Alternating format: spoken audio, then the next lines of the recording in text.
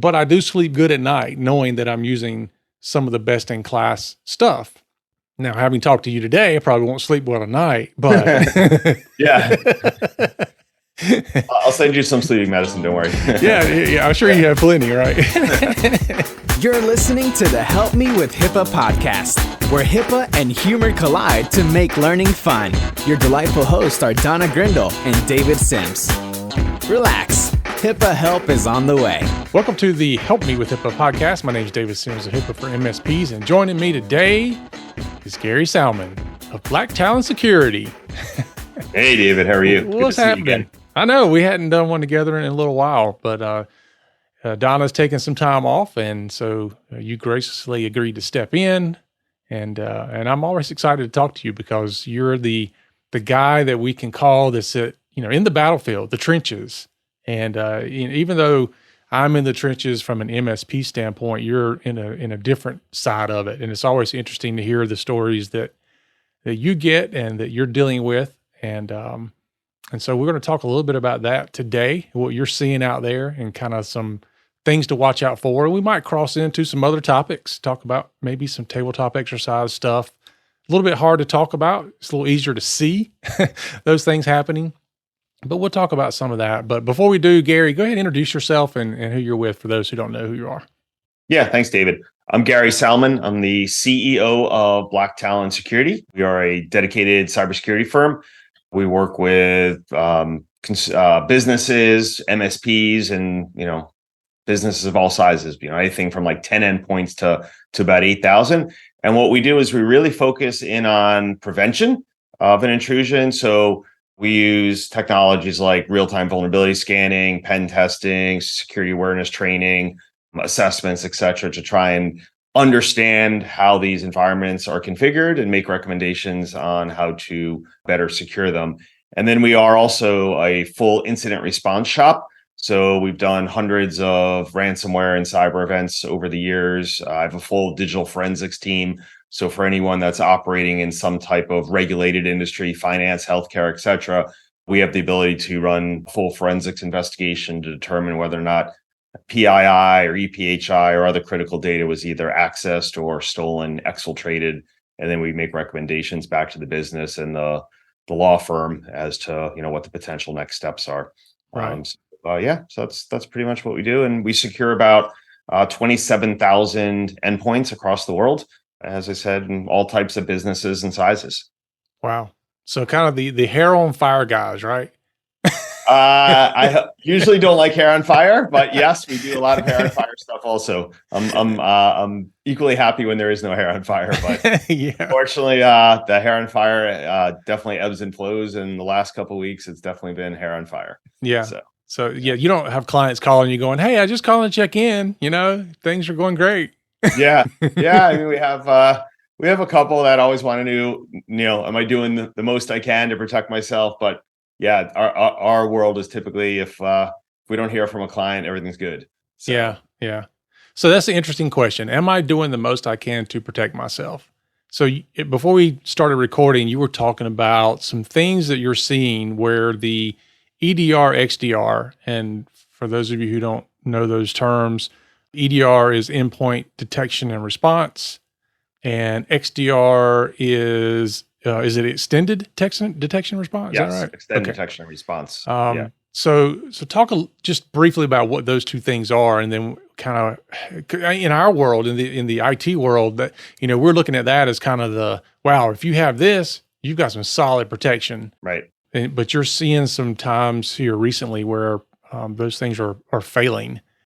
Yeah. So EDR and XDR technologies are kind of like the second and third generation antivirus applications. If you look back historically, let's call Gen 1 your traditional antivirus, right? Those are your AVs that have a dictionary of known threats. And if a file is, injected into the environment and that file is part of that dictionary, then that antivirus software is going to block it. Mm-hmm. Then, we kind of rolled into EDR, which said, all right, can I start using artificial intelligence to look at malicious code, look at malicious files, and then make a determination, hey, is this in fact a piece of malicious code or is this safe? And, kind of supercomputers would make that instant decision and notify the software and either kill it or allow it. And then we have XDR, and XDR starts to look at the behaviors of users, the behaviors of networks. So EDR kind of looks at the machine individually. XDR tends to look at the machines or the network as a whole, and it can start to see, things going on across the environment versus being isolated to one box. And this behavioral analysis is pretty interesting because it can detect things like lateral movement and other telltale signs that the network is potentially compromised or about to be compromised, and then typically isolate machines, alert, MSPs, folks like ourselves, that, hey, something is ugly here. But the cool thing is that it can act autonomously without human intervention. And a lot of times it does kind of raise its hand and say, hey, I need some help. Mm-hmm. Can a human look at this? The challenge we're seeing now, which is very disheartening, and I know I'm like the guy that always brings bad news. So the thing that's disheartening is we've now seen a lot of really high-end EDRs and XDRs beat by the threat actors. And we see it ourselves. Like, we want to hang our hat, be like, oh, this is the tier 1 tool. This is the number 1 rated EDR, XDR out there. And we all want to believe, and it's human nature, that these tools are going to, magically alert on every single type of piece of malware, ransomware, intrusion, privilege escalation, password cracking, you name it. And it's going to autonomously fight back. And we're going to call our client up and say, hey, high five. That new EDR and XDR we just put in, it won the battle. Now, the reality is many times it will, right? It's solid technology. The problem is we're now at a point where this technology is readily available and the threat actors have it in their arsenal too, right? They're picking apart our tools, very much like the battlefield, right? You look at what's going on, in Ukraine and a lot of these other countries. Our weapons are being picked up off the battlefield, and our night vision is being technology is being stolen. Our missile systems and weapon systems are being captured and re-engineered. So now all of a sudden, the same concepts going on in the cyber world, where these great tools that we've made to protect our networks are being, for lack of a better word, captured on the battlefield. And then the hackers are figuring out, hey, how do I disable this? How do I get around this tamper-proof technology and deploy my ransomware attack? So we're seeing things like command line options for ransomware deployment. So the hackers can, PowerShell out and say, hey, only encrypt 5% of every file in the system versus the typical attack, which is 100%. And David, if you encrypt even a small component of a file, it's kind of done, right? You encrypt the spreadsheet. Yeah, right. PDF, database file, Excel spreadsheets, Word documents. Typically, it's corrupt at that point. Mm-hmm. So the benefit that the hackers have with these command line prompts is they can now rip through a server 95% faster because they're only encrypting a small portion of the file. So that's a big challenge. And it may happen so quick that the EDR, XDR may not trigger. The flip side can occur also. They can slow roll the encryption process through these command line options as well, which is another way to try and evade detection. So instead of saying, hey, go through the system as fast as you can, depending on what EDR, XDR is in the environment and their knowledge of how those technologies function, between the partial encryption and slow rolling it may not trigger the AI. So that's one component of it. And then the other way we're seeing it beat is they're rebooting the machines in safe mode and regaining control. When you get into safe mode, it's a public discussion. I'm not going to get into all the technical how to do this on this podcast, but you can understand the damage that can be done if you get a machine into safe mode and regain control of it. That's really disheartening. We've done multiple ransomware attacks now where, unfortunately, these tier 1, like really solid quality products are being beat. And it's, for lack of a better word, it's kind of a gut punch. Yeah. So that's what we're seeing. So I think, maybe we talk about some ways to harden your network to try and prevent these types of things. So, but yeah, you're about to say something, David. Go ahead. Yeah. No, I was just going to say, even though we're not mentioning specific brands of tools here, just know it's a very, very common set of tools that MSPs use. Right. And like Gary said, these are good tools. These are solid tools. It's not, you shouldn't go throw them away because, because somebody got through them, but it's just to say, understand that it takes more than just the set of tools. And of course, everybody should know by now that nothing's 100%. But you like to think that when you've got some of the best tools out there, that you're pretty solid. So it is unfortunate to kind of see these things kind of get worked around. I've always told people that none of the systems we put in place, none of the tools we put in place is 100%. But I do sleep good at night knowing that I'm using some of the best in class stuff. Now, having talked to you today, I probably won't sleep well at night, but yeah. I'll send you some sleeping medicine. Don't worry. yeah. I'm sure you have plenty, right? So I think you nailed it, right? You can't just discard these products. But in the cyber world, what I always say is we have to understand that everything is potentially beatable, but the most robust security solutions are always multi-layered. And I get it for a lot of MSPs and their clients, they can't buy everything. And sometimes it's best effort by the MSP to get tools into that environment to protect them. And sometimes the MSP's clients, they don't want to hear it. They're like, who needs the upgraded firewall? Just give me the latest antivirus. Or I just spent all this money on a firewall. I don't need this EDR, XDR. Like, I'm fine. And like, how are the hackers ever going to, find me? And I'm just a small business. Why would they target me? Mm-hmm. And I think that's a challenge we have to overcome.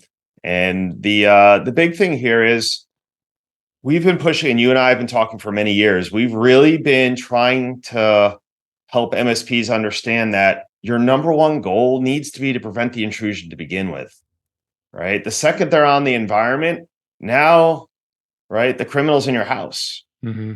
And now you're relying on, hey, is my dog going to wake up?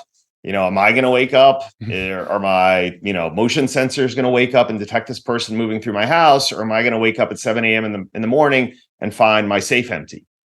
And I think that's what we see with a lot of these businesses. They are so shocked to find like, hey, all my data has been stolen by the ransomware gang, and it paralyzes the business. So not only do you have the ransomware event, but you have the theft of the data.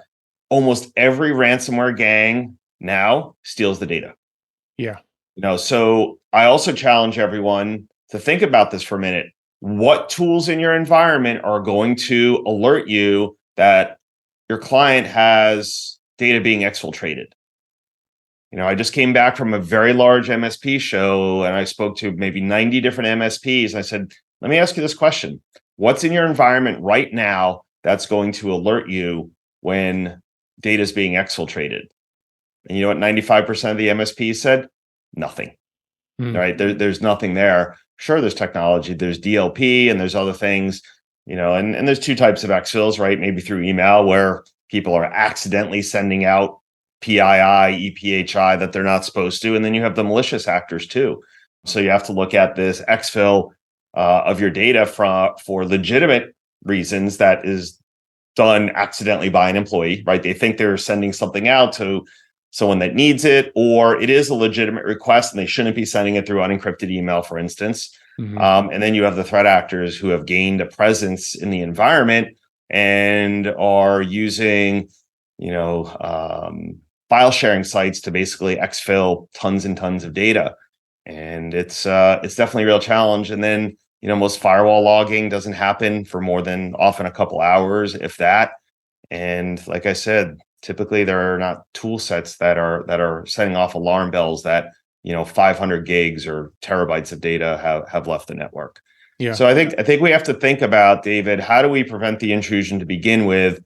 One of the big issues that I'm seeing is scanning for vulnerabilities. You and I have talked about this a lot in the past.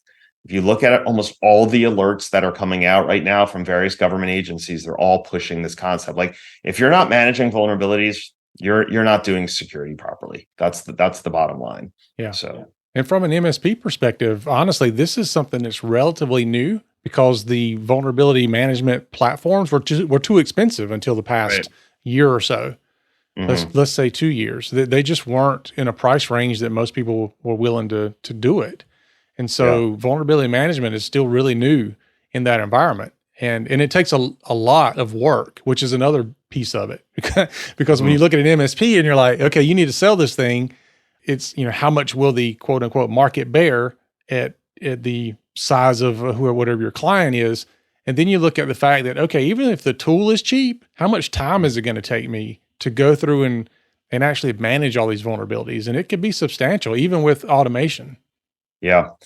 So it is. And, talking to a lot of MSPs over the last few weeks, and then, thinking about some of the technology we now deploy, one of the platforms we built for MSPs and for end users is the ability to detect these vulnerabilities and eliminate them autonomously, which is really a game changer.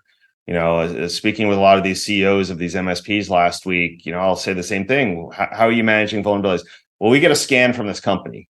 Okay, that's great. What do you do with that data? And you know what everyone did? They laugh. They're like, we know. We don't do anything with it, right? It's a feel-good thing, or it's a marketing thing, or I upsold my client on something. I'm like, okay, I want you guys to think about this a little differently. You now have data that their network has vulnerabilities. You did nothing. They get hit. What could potentially come out during a discovery phase of a lawsuit? You put yourself in a pretty precarious situation because you had that data knowing that those endpoints were vulnerable. They had high risk vulnerabilities. They had 0 days, whatever it might be. And you hung your hat on, I got EDR in the environment. I don't have the technical resources right now to deal with these vulnerabilities. And you've put your MSP business in a pretty precarious place because you had the data and you didn't act on it. So I think, platforms like what we're offering right now to autonomously remediate some of this stuff is very, very powerful technology. And there seem to be a lot of executives from the MSPs like, yeah, this is a big hole we know we have. And, it seems like this is a better way to address it. But yeah, look, vulnerability management's been around for years. There's been no good, solid solution to address that. And not everything's fixable through autonomous processes. A lot of it is, but you got to have, the security engineers behind it that understand this stuff. You patch the wrong thing, you remediate the wrong thing, and you bring your client's network down. That's not a good answer either. So. Yeah. Or you break that piece of software that, has to run on the 12 versions behind in order to work. Yeah. Like Office 2007 or Flash. You can't even imagine how many systems still need Flash, right? And that shouldn't be in an environment. Oh, wow. But yeah, you know this firsthand for sure. But I mean, so it's always Java for us. Like you can't update Java. Exactly. Yeah, one day. 2030, we'll get there. Don't worry. Yeah. when AI is doing your job and my job, and Yeah. Well, speaking of AI, have you yet seen anything? Because I'm reading articles all the time about all the things about AI, and it's very intriguing. And I saw one I think last week, and I didn't read the actual article, but I read the headline. It was like, we've got our first fully AI generated attack that happened. And I unfortunately I lost the article before I could get back to it. But are you seeing anything like that where people are using AI that you can tell to advance their attack? So I haven't. I mean, I've read some articles about how the threat actors are leveraging AI to write code. And without going into a lot of details, the AI is engineered to try and prevent that. But you ask the questions the right way of the AI and try and beat the programmer that put the controls in place so it doesn't become malicious. And you can usually get the results out you're looking for, right? Which is also disheartening. But yeah, look, I truly believe if you look at the cyber world, you look at really any type of environment that involves criminals, they'd leverage this technology, right? They're going to leverage AI to figure out how can they make their ransomware better. How can they make their attacks more effective? But I think on the flip side is going back to these EDRs and XDRs, we're using that too. So it is truly a cat and mouse game, probably not much different than, our latest generation of stealth fighters and bombers. Many of them are undetectable for the most part, but in a year or two, Russia, China is going to build some type of radar system that's going to detect it. And they were like, crap, now we got to repaint all these planes with a new radar absorbing paint, right? And we fly them for 2 years and they're undetectable again. I mean, I believe that's kind of the world we're operating in, except at a much faster pace. But I have not witnessed an AI-based attack yet. But to your point, I would firmly believe that this year we're gonna see something, whether it was code generated by AI by a completely inexperienced threat actor or code enhanced by AI.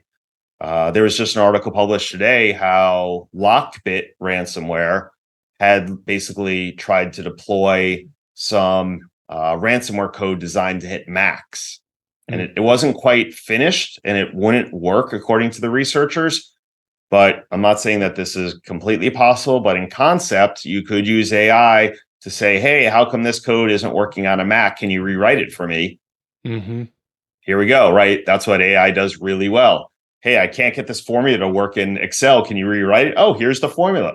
That worked perfect. That's just ridiculous, right? Yeah. Can you proofread my Word document for you? Oh my God, look, that just saved me 2 hours of proofreading and asking my, wife and friend to read it for me. I mean, so this is where we are with AI. I mean, that's the issue here.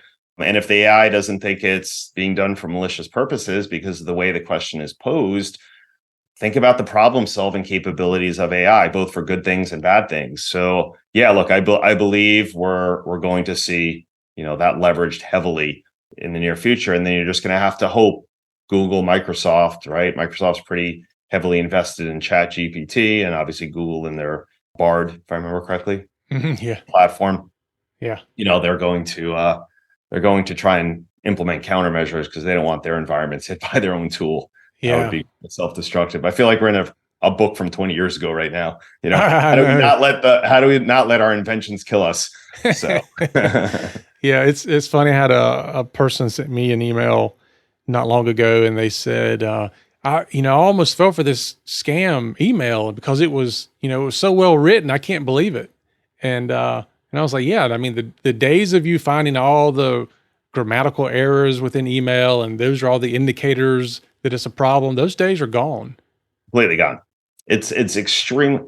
There are definitely some, for lack of a better word, crappy phishing emails, like the links don't even work, right? But a majority of them, to your point, David, are amazing, right? They'll take an original email from ADP, Amazon, whatever it might be, and they'll just modify it a little bit. So for the untrained person or the person that's rushing, trying to get through their emails, that one click could be a mess. Yeah. Now, and then go ahead. You bring up a point about the email. One thing that I see as being a challenge from my vantage point is that we're having this, and it's happened over a period of time. It's not new, but there's a challenge in the fact that you have the network environment that you have to protect, the endpoint environment that you have to protect, and now the cloud environment that you have to protect. And not all the time do those things all get protected. You'll have somebody who might come in and say, we're going to put in the new fancy firewall and we're going to put EDR and blah, blah, blah on your endpoints. But then they didn't do anything to protect the cloud environment, the email inbox, which I would argue is more important than the endpoint in some cases. Right. So I totally agree with you. I mean, you look at a lot of businesses that send out, even for a small business, an attorney, an accountant, a doctor's office. If you think about the emails that they're sending out that they probably know in the back of their head they shouldn't be sending out because it contains certain types of information, or clients or patients are sending them information, and then you look at that business being operational for 10, 15 years using the same email and nothing's getting deleted. I've seen breaches in email systems that were way worse than if they had got into the network and stole their databases, just because of the amount of info there, to your point. And yeah, often no one looks at that. And you know what? And then you see some of these small businesses, they're using AOL, free Gmail accounts. None of this stuff's properly secured. And the other problem is when these accounts get compromised, one of the primary things we're seeing, and you probably see this yourself, is they will then attack other contacts in that person's phone book. Oh, of course. So all of a sudden, David Sims, at gmail.com gets hit. I get an email from David Sims like, oh, David's my friend. No problem. He wants me to look at this, funny video. Click, boom. Now I'm a victim. Mm-hmm. So, we lower our guard. I think this is how a lot of these threat actors are getting pretty successful, is we lower our guard when we recognize the person's name, versus, some rando or some garbage looking Amazon email where like, that's phishing, delete that. So yeah, I agree, David. We often forget about our cloud technology. We don't even implement some of the most basic principles of security for email, like MFA. And in fact, we were talking a little bit about this before. How many attacks, and how much money would be saved if businesses just enabled MFA. I know, and it's already there most of the time. It's you can't. Go ahead. The biggest challenge too that I see, and I run into it often, is when there is a business email compromise.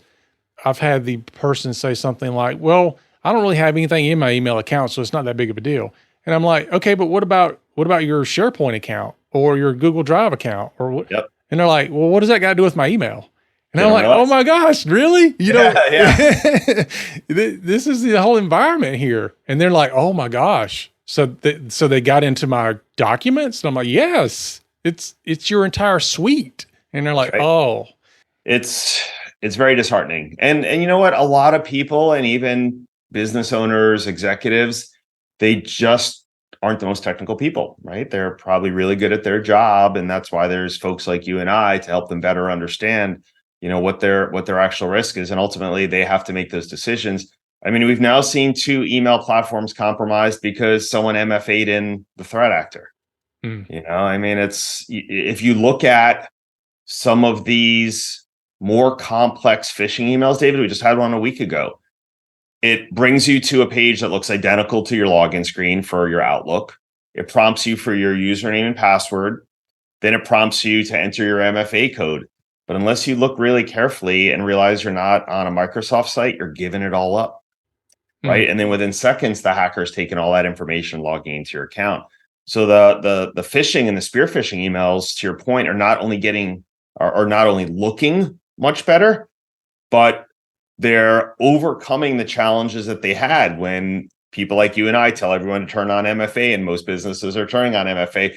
The hacker's like, damn, now I got to get around MFA. So, they're creating these emails that, allow them to. And then you just have employees that will just literally take their phone and, authenticate in because they're like, oh, maybe my browser timed out or whatever it is. Like, we've seen it all. You've seen it all. Like, it's hard to policy around things like this. If you have people that are just screwing up, you could have the most stringent policy in place. You could have great technology in place, but when that human punches in their, authentication code or authenticates on an app that pops up on their phone, that's tough. But hopefully you beat that through training. But it starts becoming a fatigue point because whether it's security fatigue or alert fatigue.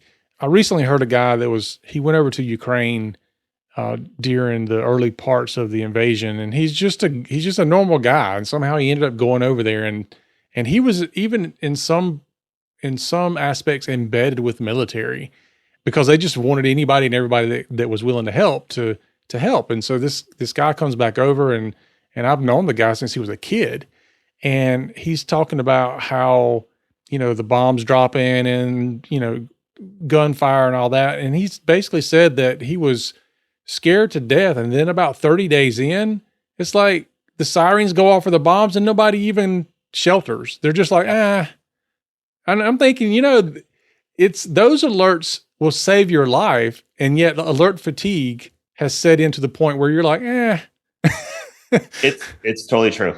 We see it all the time. And David, most of your listeners are MSPs themselves. They get their technicians, right, get alert fatigue. Mm-hmm. We had an incident. This is going back close to a year ago, so it's a little older in the cyber world. Mm-hmm. But an XDR software triggered on an executable. It happened to be in a dental practice. The name of the executable was dental.exe. What do you think the technician did when it alerted as a potential piece of malware? He let it go through. He let it go through. And whether or not it's alert fatigue or improper training or just being naive, right? It could be a combination of those, but these are the things that happen, right? So you have the human mistakes, you have many platforms, and I think we're seeing this in the MSP space.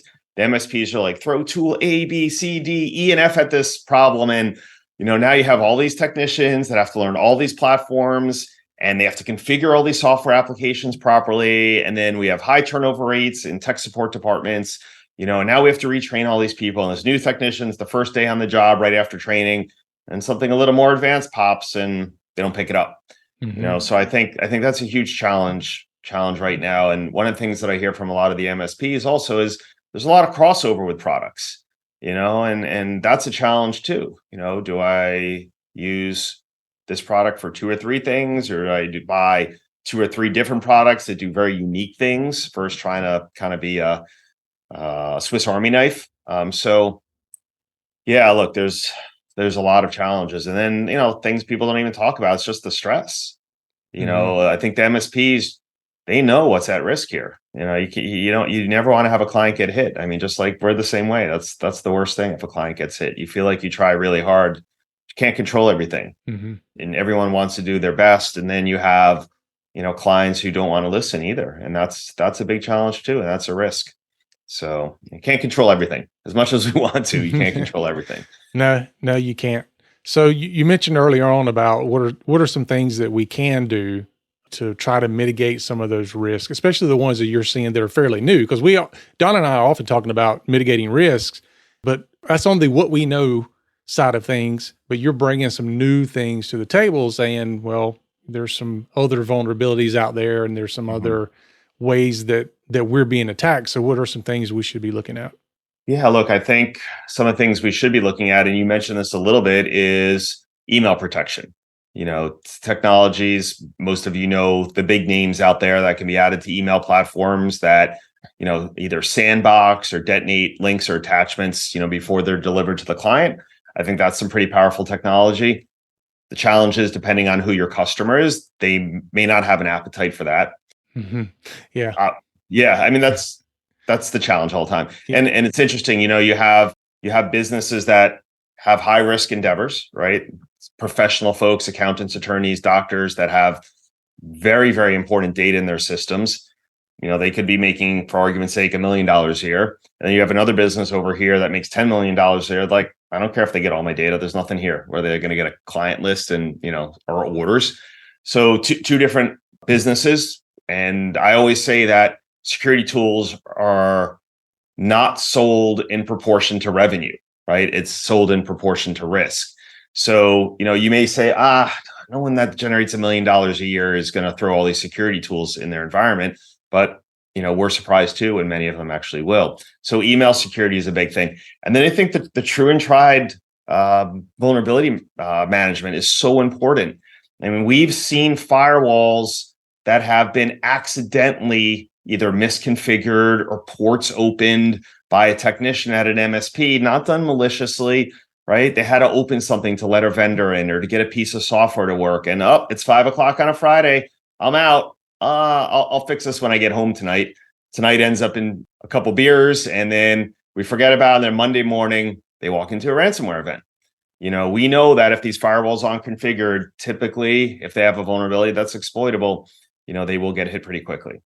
Right. Then you have the businesses themselves doing stupid stuff, exposing things to the internet that could result in vulnerability exploitation. So we're a huge proponent of having real-time scanning technologies in place. I tell all MSPs, if you're going to scan the environment once a year, don't do it.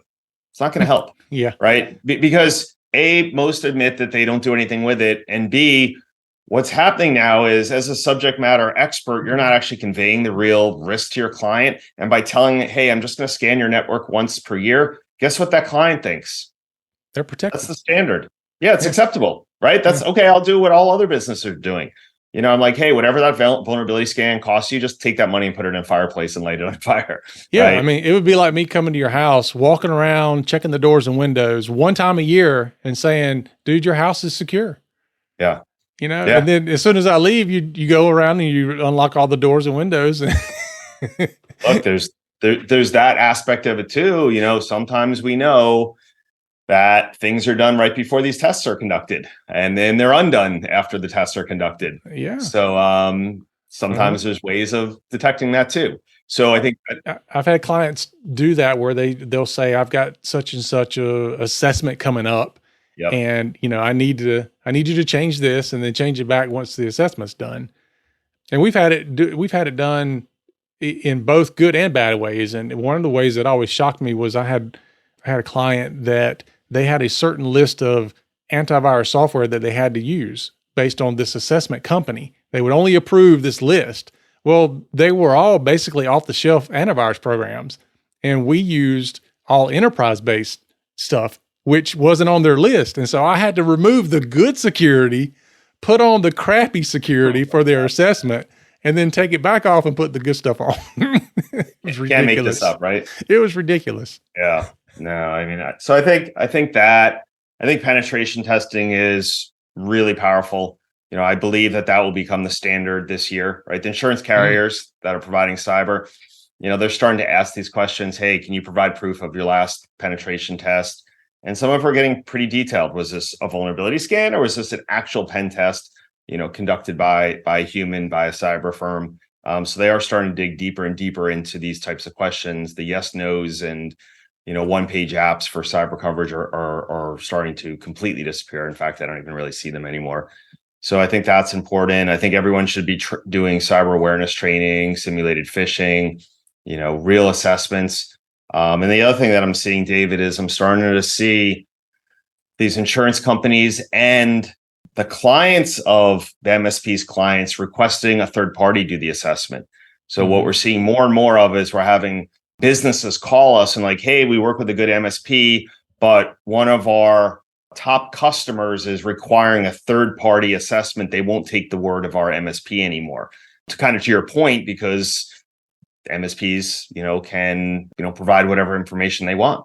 And part of assessing risk is having a true third party do it, right? So there's no bias injected into the assessment, right? Because I get it. No one wants to say, hey, we may or may not be doing things properly.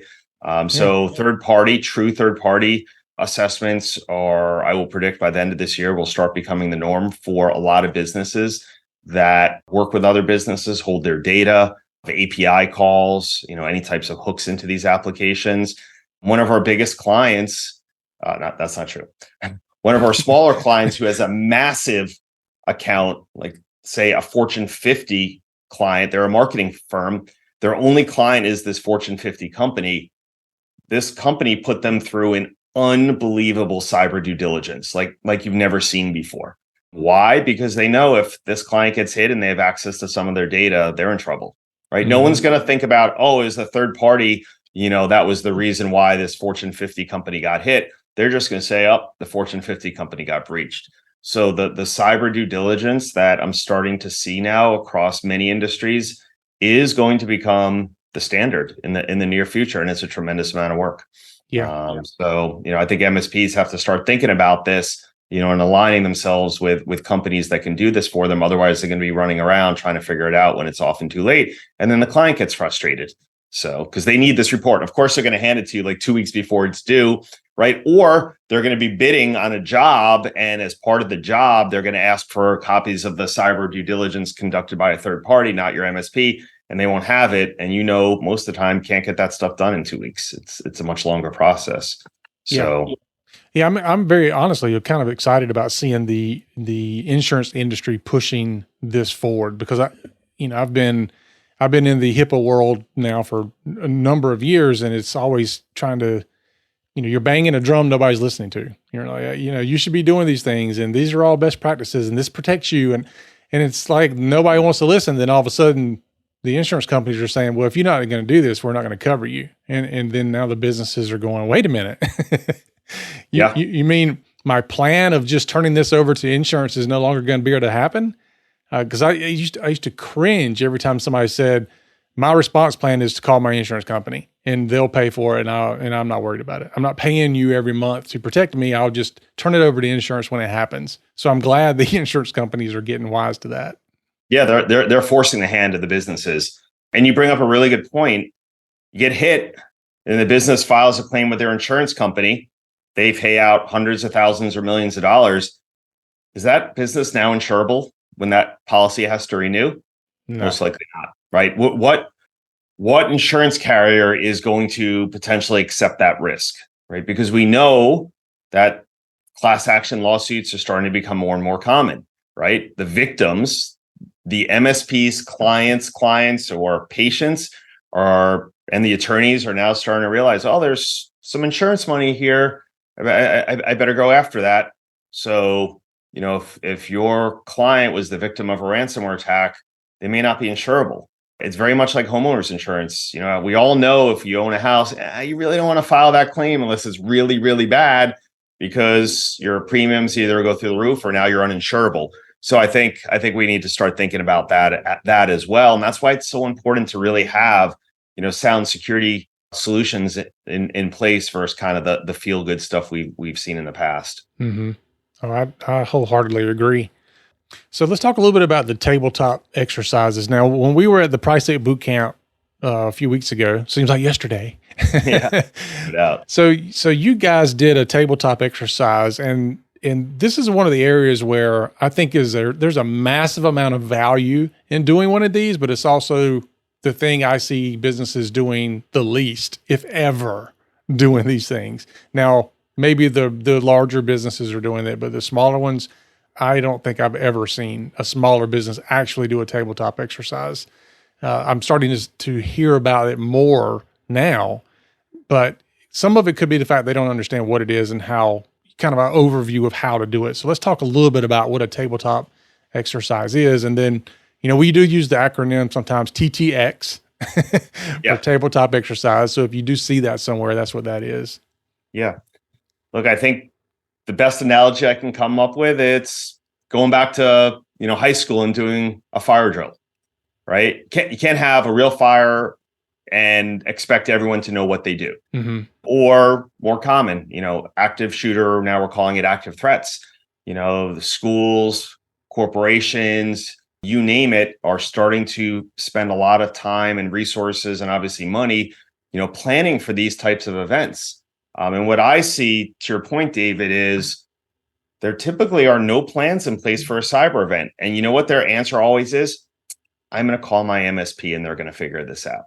And that's not right either. That's not really the MSP's total responsibility. Yeah, they can provide backup solutions, et cetera, but it's really on the business to have a better understanding of how they're going to deal with some type of disaster. Now, the nice thing about these tabletop exercises, it doesn't have to be a ransomware attack or business email compromise. I mean, I remember when Minneapolis was being overrun with the riots, we had businesses that called their friends that work with us. So like, oh, we got to abandon our businesses, our healthcare entities, our doctors' offices, our medical groups. We have all this information here. They're smashing the windows. What do we do? And this is a perfect example. Okay, did you ever think through this? Do you have emergency plans? Have you ever done a tabletop to prepare for this? And we were literally like, hey, where's all your data? It's on a server. Okay, grab the server, throw it in your truck and go. Who cares about the workstations at this point? Or if you have time, grab the laptops, grab the workstations and throw them in your car and leave. So you got lucky, because if I would say, where's the data? They'd be like, I don't know. Yeah, no. Okay. So that can be a whole hour conversation on our next podcast. I'm not laughing, but I'm laughing. That's a problem. Like, that's a huge issue right now with many businesses. If you ask them, hey, where's your data? They can't tell you. But back to the TTXs. But it could be a natural disaster, right? All of a sudden you walk in and the business 2 floors up from you popped the pipe, and now your business is under 3 feet of water and your server's smoking. So how do you deal with these types of events? So, as much as we kind of just joked about, where is my data, right? And mostly, has it been backed up properly, and can I recover it? So really, what does a tabletop exercise do? It defines a specific circumstance, natural disaster, cyber event. It could even be a loss of data for technical reasons. And then it basically walks you through, how you're going to handle it. But here's the catch. There's no one telling the business what to do. The business is going to have to figure this out on their own during this exercise, right? They may not be able to call David because David's down in Mexico, for argument's sake. I know you never leave and you'll answer your calls 24/7. But in concept, we can't get a hold of David for whatever reason, or, Dave's IT company or whatever it might be. We're going to have to figure this out ourselves, right? We're going to have to bring our executive team into a conference room and figure out how to solve this problem. Yeah, well, I mean, what if it's a regional event where, let's say I've got, just for round numbers, let's say I've got 100 clients and all 100 clients are affected. I can't be everywhere all at once. Yeah, so look, and we've seen these things, right? You've seen outages that have impacted, many different types of technologies. There are many MSPs that work in specific verticals. And you look at some of these EMR systems in healthcare, that's kind of where you and I come from, that have had cloud technologies that have had multi-week outages. What emergency plans are in place? Like, if you're 100% cloud-based and you can't get at any of your data, can you treat your patients anymore? Is there potential for loss of life because you can't access that data? How can we potentially function with paper? It's a lot of these contingencies, this contingency planning and these what if scenarios are never thought about by these businesses. And then all of a sudden they're thrown into it and they have to figure it out for real. And I think the tabletop exercises, these simulations say, okay, this has just occurred. Tell us how you're going to fight through this problem, right? How are you going to bring your business back up online as quickly as possible? How are you going to still be able to talk to clients, treat patients, do tax returns, manufacture your products? If your network is literally gone because of a natural disaster, there may not be an answer for that, actually, in the short term, or, the victim of a cyber event and kind of everything in between. And at least it helps these businesses start critically thinking about what they may actually have to go through. And the other nice thing is they may say, you know what, that backup solution we have, it's all cloud-based. We have so much data. It might take 4 days to download all of that data. We may need to look at a local backup solution as well, and have some redundancies in place. Like, cloud backups are great, but for larger data sets, we both know some of that data can take, I've seen it, with ransomware events, take a long time to come back. Or they'll tell the client, oh, the backup solution will burn a hard drive for you and send it to you. Okay, well, it's going to take a day potentially to burn the drive. It has to get overnighted. Then you have to restore the data and you still have to get your apps back up and running. For me, sometimes that's 3 to 5 days with cloud backup where they're helpless, for the lack of a better word. So these tabletop exercises really help, businesses understand the potential risk, the downside. But I think, David, what you saw when I ran these was you see the interactions between individuals within these businesses, right? You have the HR person who's solely focused on problem A. You have an operations person who's solely focused on problem B. Those two people may have some conflicts, like, no, your thing's not more important, my thing's more important, or they have different opinions. And then the flip side happens also when I do a lot of these tabletops. It's an amazing experience. You have these executive teams, from managers to C-suite, all coming together, and it's kind of like a team building exercise. You really get to see how well the team is going to do in a crisis situation. And then for the CEO or someone in charge of operations, they can also see, all right, this person's a little weak here. Let's have a conversation with them about how they could potentially do a little bit better. This person's really strong here. And it really helps, for lack of a better word, give kind of a sense of relief, because for, C-suite executives, many of them wonder, like, hey, is my team going to be able to pull this off if we have some type of quote unquote catastrophic or semi-catastrophic event? And you know what? That gets ferreted out in these types of exercises as well. So, an hour to 3 hour long exercise is typically what you need. And then based on how that goes, you can always expand the scope of it. Yeah. So is it like grabbing a deck of cards and kind of playing Dungeons and Dragons with your business? Yeah. Look, absolutely. I mean, it's a role playing event. Right. So I think it's important to have someone that has experience with doing these, but it doesn't mean a business can't do it themselves. People. The good thing about having somebody to facilitate like Black Talon is that you have been through the actual events enough to be able to say, look, this is not available to you, or that's not the action that you can take. Because a lot of people default to, well, I'll just call counsel. I'll just call the MSP. Right. And it takes somebody to come in and go, well, no, you can't just do that.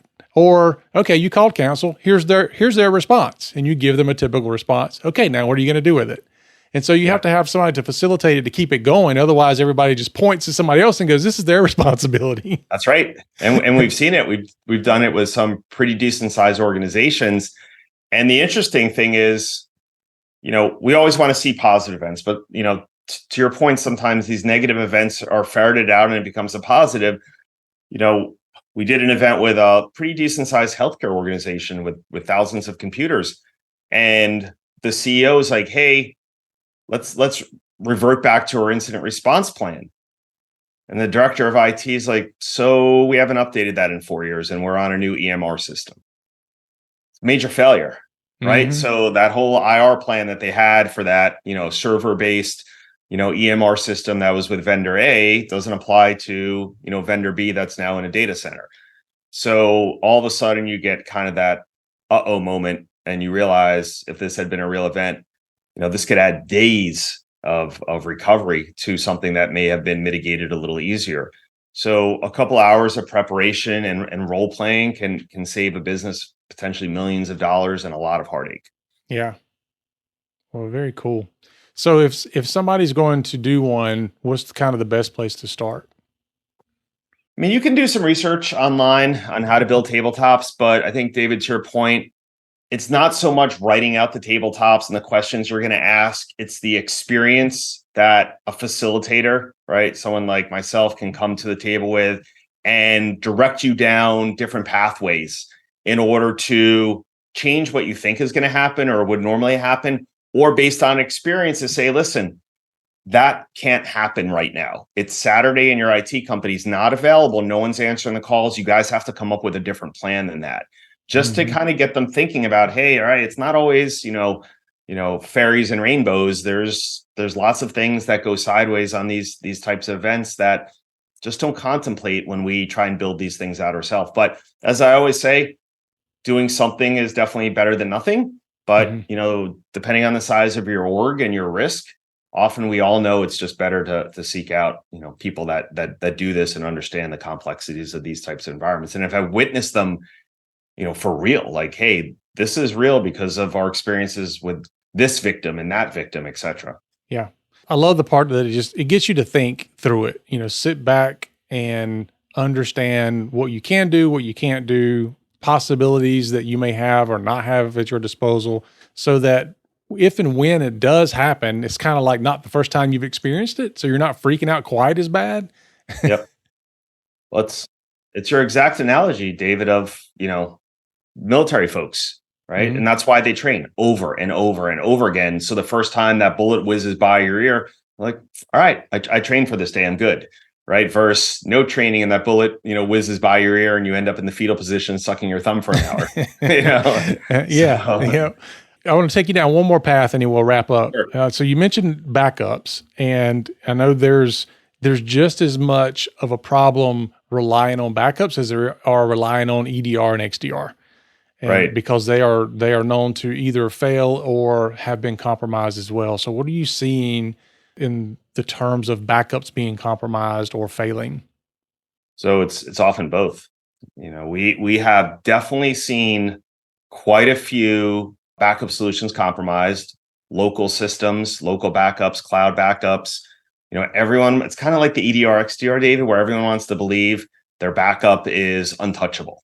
I think the best example I can ever give is we did a systemic attack against an MSP. If you remember a couple of years ago, that Soda Nikibi, their primary attack methodology was to hit the MSPs and then attack all their clients. So we were helping out about 100 businesses. Well, we didn't have all 100, obviously, but a good chunk of those businesses down the Mid-Atlantic region. And these businesses were calling us like, oh, but we have this really high-end, backup and disaster recovery system. We're like, great. Like, hopefully that's intact. And we were logging into these systems like, there's nothing on your backups, guys. They're literally blank. And it was like every time we logged into another business that had the same backup solution, there was no data there. So, these systems were running, a Linux version and supposedly ransomware proof and had, all these volumes of backups. And our security guys were like, something's not right here. I can't believe like the MSP would have made that many mistakes where they didn't, back up anything. And then quickly we realized when we looked at it, we saw admin logins to these devices right before the execution of the ransomware attack against the network. Well, it came out about a month later there was a vulnerability in these devices and you could bypass authentication, get right into the device. You couldn't deploy ransomware on the device, but you could wipe the devices clean. Oh, wow. So it was a very popular, still is a popular backup system, and they had that vulnerability, and we were basically the first company to see something like that. So, once again, sure, you have to have local backups, you should have cloud backups, offsite backups, all these things are really important. But I do believe cold storage is where it's at. Cold storage for a small little business could be an external hard drive that, gets rotated out every couple of days and removed from the business.